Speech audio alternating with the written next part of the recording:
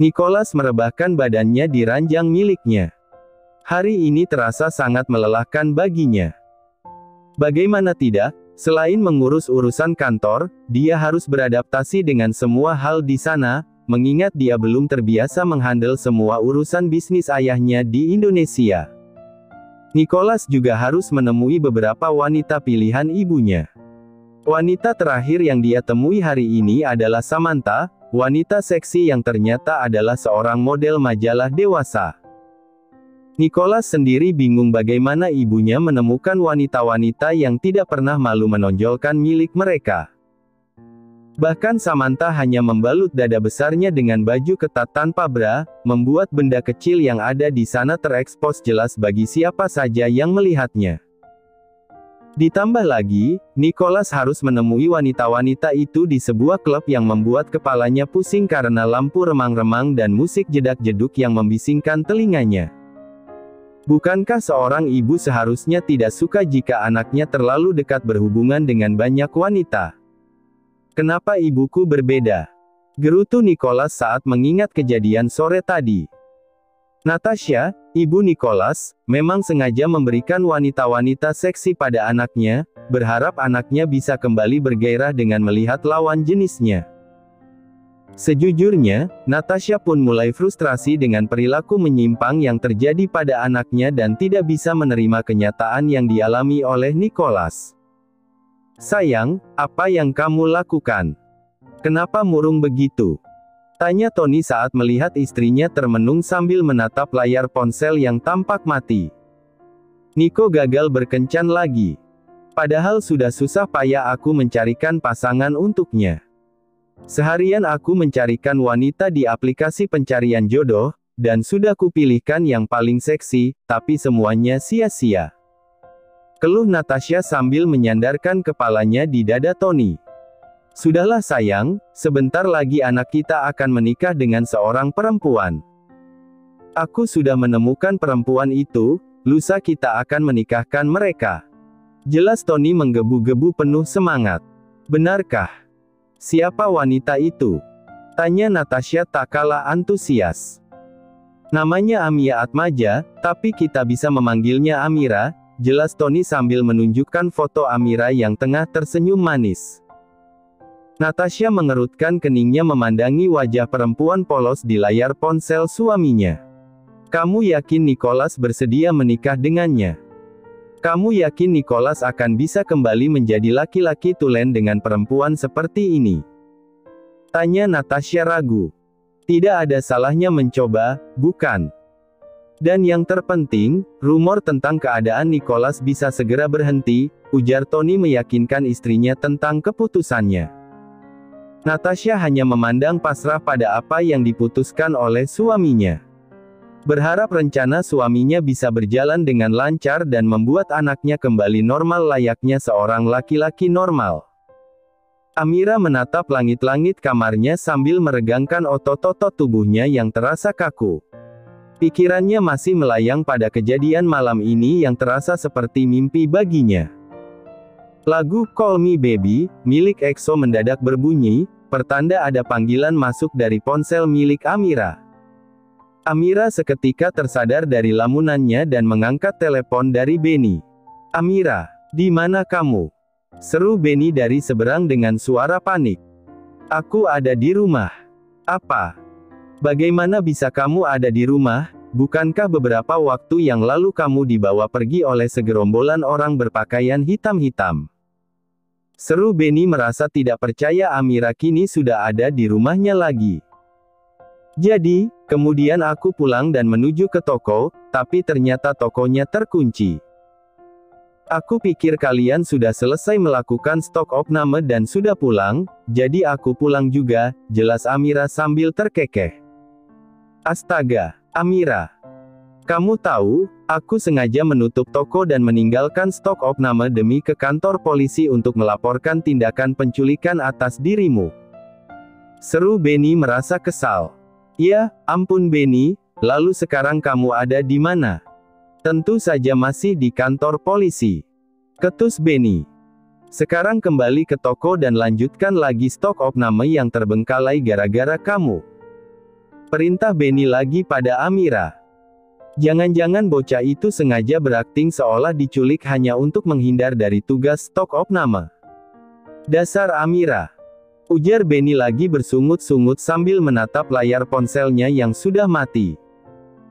Benny kembali berjalan menuju ke meja polisi untuk membatalkan laporannya dan kembali menuju ke toko. Halo, selamat pagi, sapa Amanda saat memasuki tokonya pagi ini. Terlihat Benny, Amira, dan Satria sedang terkapar di gudang saat Amanda datang. Bahkan Satria terlihat sangat kelelahan setelah semalaman mereka bertiga tidak ada yang tidur karena mengerjakan stok opname yang ditugaskan pada mereka. "Hei, kalian kenapa?" tanya Amanda lagi setelah sapaan sebelumnya tidak dijawab oleh siapapun. "Kami kelelahan, Mbak. Semalaman kami tidak tidur dan baru saja beberapa menit yang lalu kami berhasil menyelesaikan tugas stok opname," jelas Amira pada Amanda dengan mata sayu menahan rasa ngantuk. Benny yang duduk bersandar di tembok di sebelah Amira pun menganggukkan kepalanya masih dengan mata terpejam, membenarkan apa yang dikatakan oleh Amira. "Apakah barang-barang di toko ini sebanyak itu, hingga kalian sampai tidak tidur semalaman?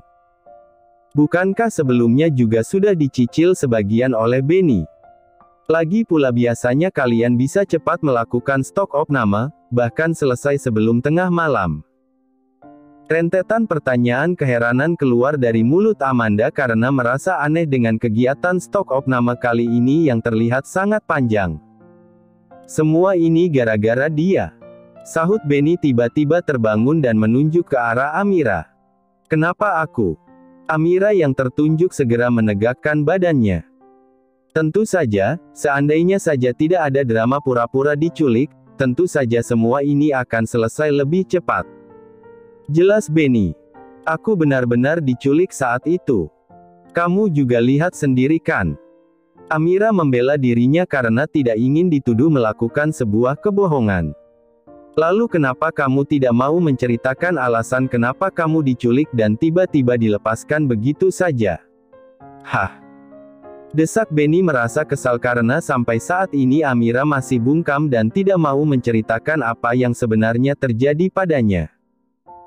Amira hanya bisa kembali menelan salivanya setiap kali Benny ataupun Satria mendesaknya untuk mengungkapkan apa alasan penculikan yang kemarin terjadi padanya. Amira bungkam bukan tanpa alasan, dia berpikir jika dirinya mengatakan apa yang sebenarnya terjadi pada Benny dan Satria, pasti keduanya tidak akan percaya dengan alasan yang dia sampaikan.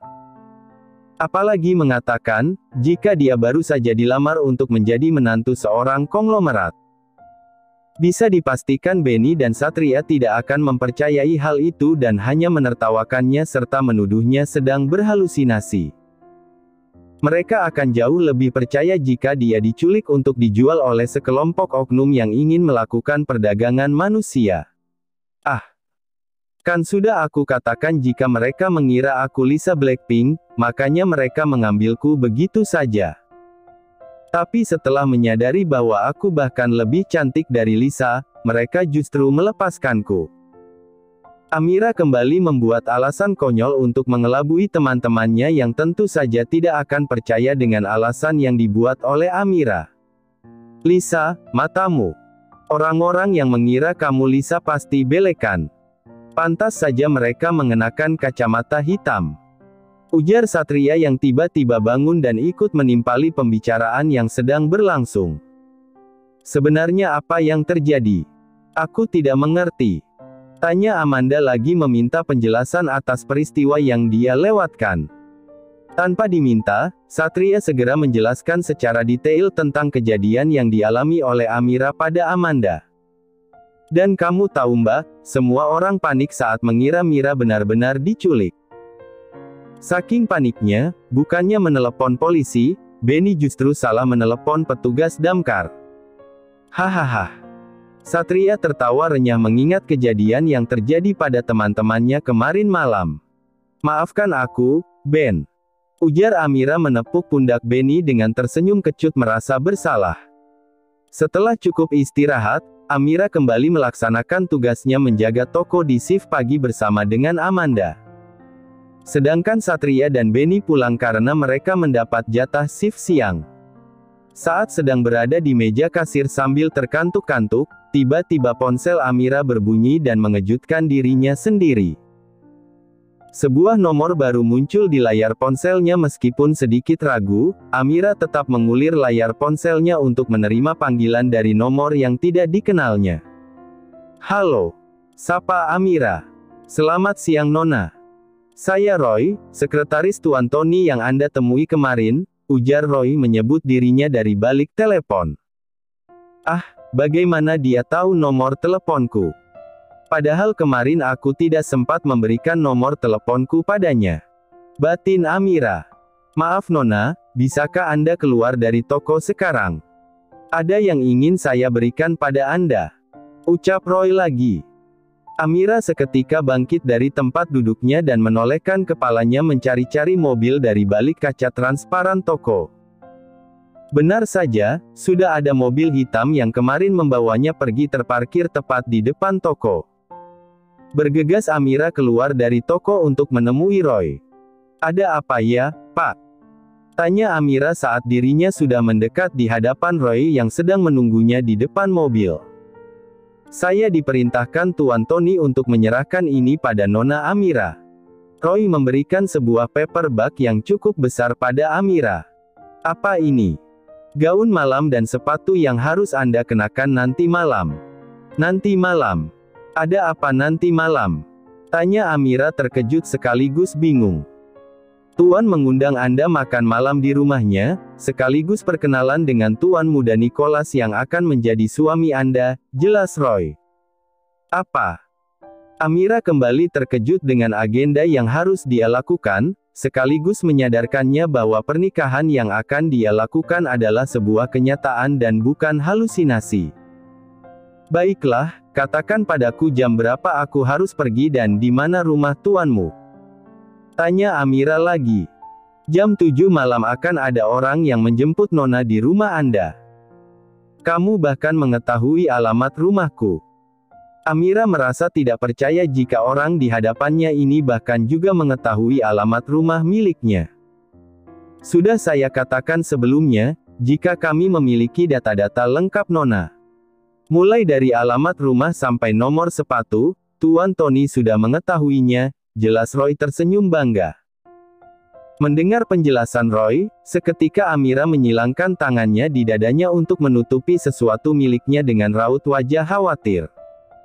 "Tentu saja, Tuan Tony tidak mau mengetahui ukuran dada Anda. Meskipun mungkin Tuan Tony bisa melakukannya," jelas Roy lagi sambil tersenyum geli melihat tingkah calon majikan mudanya itu. Amira melepaskan tangan yang menutupi dadanya dan bernafas lega saat mendengarkan penjelasan dari Roy. "Baik Nona, sampai jumpa nanti malam." Roy berpamitan pada Amira setelah menjalankan perintah yang diberikan oleh Tony. Begitu juga dengan Amira, bergegas dia masuk ke dalam toko dan membuka barang yang tersimpan dengan apik di dalam paper bag yang diberikan oleh Roy. "Astaga! Ini gaun malam atau gaun haram?" pekik Amira sambil merentangkan gaun malam yang diberikan untuknya.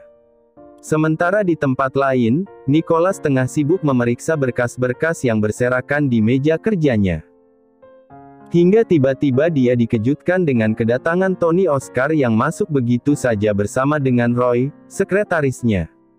"Pak, tidak bisakah Papa mengetuk pintu terlebih dahulu sebelum masuk?" ketus Nicholas kesal dengan kebiasaan ayahnya yang masuk begitu saja tanpa mengetuk pintu. "Memangnya kenapa? Bukankah kamu sedang tidak bercinta?" jawab Tony sambil tergelak. Nicholas hanya menggelengkan kepalanya, tidak ingin memulai beradu argumen dengan ayahnya dan memilih kembali fokus pada pekerjaannya. "Nico, Papa harap malam ini kamu tidak pulang terlambat. Karena malam ini kamu akan bertemu dengan calon istrimu." Terang Tony sontak membuat Nicholas menghentikan aktivitasnya karena terkejut. "Calon istri? Ya, kalian akan menikah besok." "Apa?" Nicholas sangat terkejut dengan apa yang dikatakan oleh ayahnya, tidak menyangka jika ayahnya tiba-tiba membuat keputusan besar untuknya tanpa meminta pertimbangan darinya. Papa pikir sangat percuma menawarkan wanita-wanita untuk kamu kencani dan kamu pilih menjadi seorang istri, itu sangat membuang-buang waktu. Jadi ayah mengira akan jauh lebih efektif jika papa sendiri yang memilihkannya untukmu. Terang Tony santai sambil duduk di salah satu sofa di ruangan Nicholas. Papa tidak bisa membuat keputusan seenaknya. Ini menyangkut hidupku, seharusnya papa memberikan kesempatan padaku untuk melihat dan menyetujui wanita yang akan menjadi istriku. Protes Nicholas pada keputusan ayahnya. Untuk itulah aku akan mengenalkan kamu dengan wanita itu malam ini. Apakah aku masih memiliki kesempatan untuk menolak wanita itu, jika aku tidak menyukainya? Tanya Nicholas lagi. Tentu saja, tidak. Hahaha. Sahut Tony sambil tertawa renyah membuat Nicholas semakin jengkel dengan ulah ayahnya.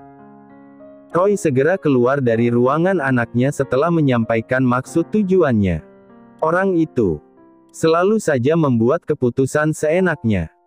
Geram Nicholas sambil mengepalkan tangannya menahan rasa kesal. Malam ini untuk pertama kalinya Amira masuk ke rumah megah milik Tony Oscar. Rumah yang hanya bisa dia lihat di televisi dalam sebuah sinetron yang biasa dilihatnya saat berjaga toko, kini bisa dia saksikan sendiri kemegahannya. Bahkan rumah yang dia sambangi kali ini jauh lebih mewah dari yang dia lihat di sinetron ikan terbang. Selamat malam Nona. Sapa Roy di depan pintu menyambut kedatangan Amira yang baru saja turun dari mobil jemputannya. Selamat malam, gagap Amira merasa gugup. Maaf Nona, kenapa Anda mengenakan sweater? Bisakah Anda melepaskannya? Tanya Roy mengomentari penampilan Amira. Amira memang sengaja mengenakan sweater rajut untuk menutupi baju yang baginya begitu terbuka. Maaf Pak, saya merasa kedinginan jadi memakai sweater, ujar Amira beralasan sambil tersenyum meringis. Di dalam akan hangat Nona, jadi Anda bisa membukanya. Roy kembali memaksa Amira dengan cara yang halus. Mau tidak mau Amira pun kini menuruti kemauan Roy, membuka sweater miliknya dan memberikannya pada Roy. Terlihat kini Amira mengenakan sebuah gaun hitam tanpa lengan dengan tali kecil di pundaknya. Kemudian tangan Amira sengaja ditangkupkan di dadanya untuk menutupi belahan baju yang terlihat sangat turun baginya hingga hampir mengekspos belahan dadanya. Amira sama sekali tidak biasa mengenakan baju seterbuka itu. Roy hanya tersenyum melihat reaksi yang diberikan oleh Amira dan memaklumi akan hal itu. Baru saja akan melangkah masuk ke dalam rumah, langkah Roy kembali terhenti, matanya tertuju pada gaun bagian bawah milik Amira. Maaf Nona, sepertinya sedikit ada perubahan pada gaun yang Anda kenakan. Tanya Roy dengan mata tertuju pada gaun bagian bawah Amira. Iya, Pak. Saya menjahitnya sedikit. Jawab Amira lagi merasa gugup masih sambil meringis. Amira memang menjahit sedikit gaun yang memiliki belahan sampai ke paha bagian atas miliknya. Meskipun gaun yang dia kenakan memiliki panjang hingga di bawah lutut, namun belahan di bagian samping terlalu panjang baginya, hingga paha mulusnya terekspos sangat jelas. Amira merasa risih akan hal itu, jadilah Amira menjahitnya hingga gaun itu hanya terbelah sampai 5 cm di atas lututnya. Meskipun hal itu memang membuat gaun miliknya terlihat sangat aneh. Roy hanya tersenyum maklum sambil menggelengkan kepalanya melihat tingkah calon majikannya yang sangat polos. Beruntung malam ini Amira hanya bertemu dengan keluarga inti dari Tony Oscar dan bukan keluarga besar Oscar, sehingga penampilan Amira malam ini bisa diterima oleh Roy tanpa memintanya untuk mengubah ulang penampilan Amira. Roy pun kembali meneruskan langkahnya mengantarkan Amira menuju ke ruang makan. Di meja makan, Tony Oscar dan istrinya juga Nicholas sudah menunggu kedatangan Amira. Semua mata tertuju pada penampilan Amira yang apa adanya. Tentu saja hal ini semakin membuat Amira merasa gugup. Tony dan Natasha tersenyum ramah menyambut kedatangan Amira, sangat berbeda dengan Nicholas yang justru tersenyum mengejek dan membuang pandangannya jauh dari Amira. Kemarilah. ujar Tony menyambut Amira dan memerintahkannya untuk duduk di salah satu kursi yang sudah ditarik mundur oleh seorang pelayan. Sayang, perkenalkan ini Amira. Amira, perkenalkan ini istri cantikku, Natasha. Tony mulai memperkenalkan Amira pada istrinya. Amira mengulurkan tangannya pada Natasha untuk bersalaman, begitu juga dengan Natasha yang menyambut dengan hangat uluran tangan Amira sambil tersenyum ramah. Dan ini Nicholas, dia anak semata wayangku sekaligus orang yang akan menjadi suamimu nanti, sambung Tony memperkenalkan Amira pada Nicholas yang tampak acuh. Amira seketika tertegun menatap seseorang yang ada di hadapannya itu. Seorang laki-laki yang tampak gagah dan cool sedang duduk di hadapannya, dengan rambut wajah yang tercukur rapi menghiasi pipi dan dagunya, membuat penampilannya semakin maskulin. Ditambah tubuh kekar dan berotot yang dibalut dalam sebuah kemeja hitam dengan kancing bagian atas yang tidak dikancingkan sempurna. Laki-laki di hadapannya ini sama sekali tidak menunjukkan sisi feminimnya, bayangan laki-laki gemulai yang sempat ada di pikirannya seketika menghilang dan digantikan dengan laki-laki yang tampak sempurna. Berbeda dengan Nicholas yang justru tidak tertarik sama sekali dengan Amira yang berpenampilan apa adanya. Baiklah, sesi perkenalan cukup sampai di sini, mari kita mulai makan malamnya. Tony menginterupsi pandangan Amira yang terlihat sedang mengagumi calon suaminya. Membuat Amira seketika tersadar dan mengerjapkan matanya. Jadi Amira, kegiatan apa yang biasa kamu lakukan? Tanya Natasha mulai ingin tahu tentang calon menantunya itu. Saya hanya menjaga sebuah minimarket, Tante, sahut Amira singkat. Obrolan terus berlangsung dan tampak hangat, walaupun di antara mereka hanya Natasha, Tony, dan Amira lah yang terlibat obrolan. Sedangkan Nicholas memilih untuk diam menikmati makan malamnya. Amira, tolong ambilkan ayam yang di sana. Pinta Natasha menunjuk ayam goreng yang letaknya berdekatan dengan Amira. Amira pun menunduk sambil memegangi bagian dadanya agar tidak terlihat saat mengambilkan makanan untuk Natasha, mengingat baju yang dia kenakan sangat rendah bagian depannya. Melihat hal itu, seketika Nicholas tersenyum sinis. Untuk apa kamu menutupi bagian dadamu yang tidak berdaging sama sekali? Lebih mirip seperti tutup gelas, cibir Nicholas pedas. Semua orang di meja makan sontak menatap tajam ke arah Nicholas. Bagaimana tidak, dia yang sejak awal diam saja, sekalinya berkata-kata justru mengeluarkan kalimat yang tidak enak didengar. Amira hanya terdiam sambil menelan salivanya yang terasa seret. Nico, jaga ucapanmu, nak. Kata Natasha masih dengan nada yang halus namun tegas. Benarkan apa yang aku katakan. Lagi pula, bagaimana bisa papa akan menikahkan aku dengan perempuan seperti ini? Wanita-wanita seksi yang papa tawarkan saja, tidak satu orang pun yang bisa membuatku bergairah. Apalagi dia. Sahut Nico semakin mencaci Amira. Nico, mamah nanti yang akan mengajarkannya untuk berpenampilan yang lebih baik. Jawab Natasha membela Amira. Namun, yang terdengar di telinga Amira justru sebaliknya, dia merasa orang-orang di hadapannya ini justru mengatakan jika penampilannya sama sekali tidak oke. Memang apa yang salah denganku? Tanya Amira dalam hatinya sambil matanya melirik pada dirinya sendiri. Sudah cukup, jangan buat makan malam menjadi tidak nyaman. Seru Tony menengahi perdebatan di antara anak dan ibu. Setelah sempat terjadi perdebatan yang mengganggu acara makan malam mereka, akhirnya makan malam bisa selesai dengan baik. Nico, ajak Amira sebentar, setidaknya kalian perlu berkenalan lebih dalam sebelum kalian terikat dalam pernikahan, perintah Natasha pada Nicholas. Meskipun ragu, akhirnya Nicholas beranjak dari kursinya dengan rasa malas diikuti oleh Amira di belakangnya menuju ke arah balkon. Sejenak keduanya hanya diam memandangi bintang-bintang yang bertaburan, membuat malam ini terasa lebih dingin. Amira mengelus lengannya sendiri membuatnya menjadi lebih hangat.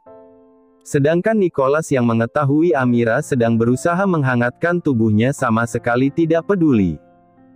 "Bagaimana bisa papa memilihmu menjadi istriku?" tanya Nicholas mulai membuka percakapan. "Aku juga nggak tahu, Om. Om, sejak kapan aku menikah dengan tantemu?" sahut Nico saat dirinya tiba-tiba dipanggil Om. "Ah, bukan kan dia memang pantas dipanggil Om, usianya mungkin terpaut 20 tahunan lebih tua denganku. Apa iya aku harus memanggilnya, Pade?" Batin Amira merasa kebingungan sekaligus kesal mendadak dibentak oleh Nico. "Maaf, lalu aku harus memanggilmu apa?" tanya Amira pelan takut melakukan kesalahan lagi. "Panggil aku, Tuan, karena aku tahu pasti papaku memberikan bayaran padamu untuk menjadi istriku, bukan? Mustahil perempuan dari kalangan kalian tidak meminta imbalan pada papaku. Itu sama artinya papaku membeli dirimu untuk melayaniku," sahut Nico dengan senyuman mencibir. Amira hanya menatap tajam pada Nicholas, lalu berusaha menelan salivanya susah payah untuk menetralkan perasaannya yang bercampur aduk. Marah, kesal, terluka harga dirinya, dan masih banyak perasaan yang bergejolak di hatinya. Namun, bagaimanapun apa yang dikatakan oleh Nicholas ada benarnya juga. Dia memang mendapatkan bayaran dari Tony untuk menjadi istri Nicholas.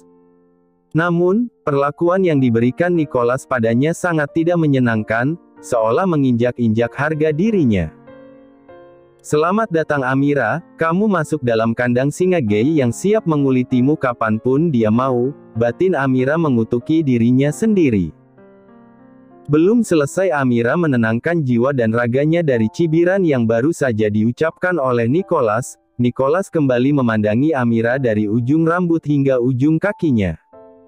Lalu mengangkat sudut bibirnya kembali menunjukkan senyuman mengejek.